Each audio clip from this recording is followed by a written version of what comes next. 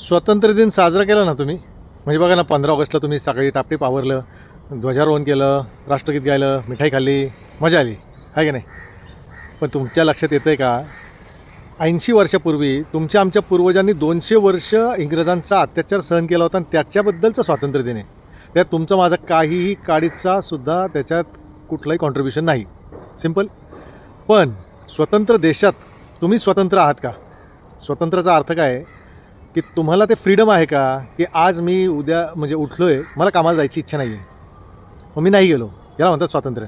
आज माझ्या मनात आलं मित्रांना भेटायचं आहे, गोव्याला जायचं आहे, मला फॅमिलीबरोबर कुठेतरी बाहेर फिरायला जायचं आहे आणि हे मी करू शकलो, तर त्याला खऱ्या अर्थाने तुमचं स्वातंत्र्य असं गृहीत धरलं जाईल. अदरवाईज तुम्ही रोज 9 to 5 पद्धतीने जर काम करत बसले, दिवस रात्र राबत बसले आणि पैसा कमावला, तर त्यांनी स्वातंत्र्य मिळत नाही. सिम्पल. मग आता करायचं काय?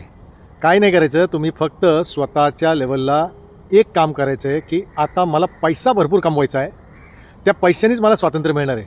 मला पैसा नको आहे, पैशातून स्वातंत्र्य पाहिजे, हे टार्गेट ठेवा. पुढच्या स्वातंत्र्य दिवसाचं टार्गेट ठेवा. तुमचं ध्येय, तुमचं टार्गेट कंप्लीट करण्यासाठी वाटेल ते करा.